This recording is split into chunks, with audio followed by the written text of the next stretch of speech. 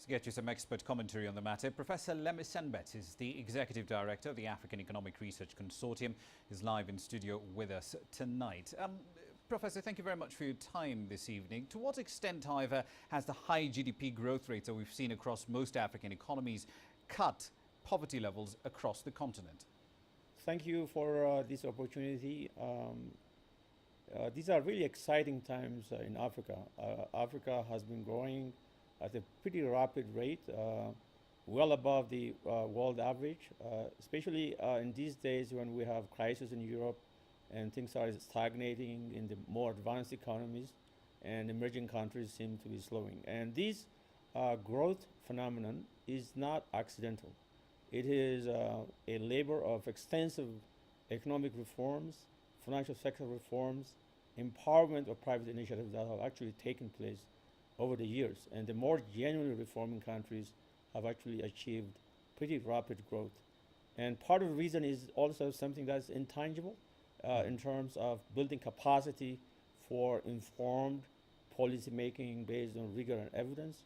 And in fact, that is exactly what my institution has been doing over the last 25 years. African Economic Research Consortium, a premier capacity building institution in the advancement of research and training to inform economic policies in Africa. Now, your question about the extent to which these have impacted in terms of reducing poverty, the jury is still out. In fact, we are going to celebrate our 25th anniversary in 2 weeks, actually. And one of the agenda items is actually looking at the linkage between growth performance and poverty alleviation.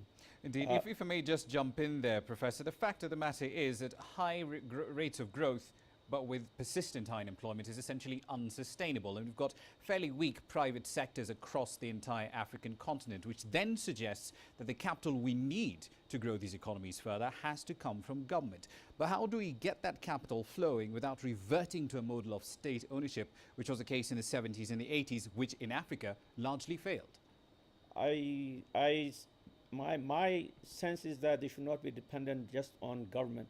I think what we need is a strong private sector initiative. Innovation is coming also from the private sector.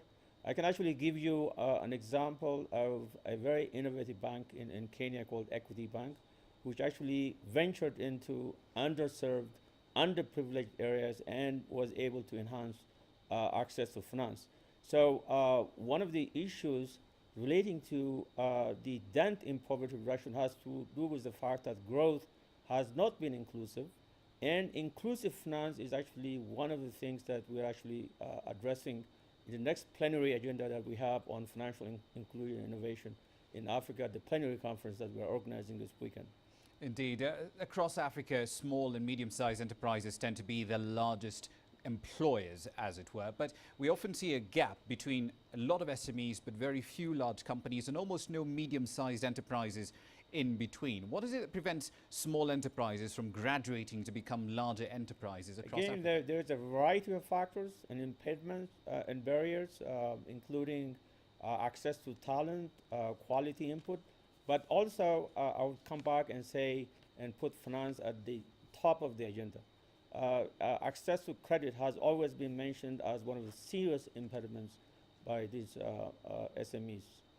Indeed. Thank you very much for your time. Professor Senbet from the African Economic Research Consortium. We'll have to leave it there for the time being.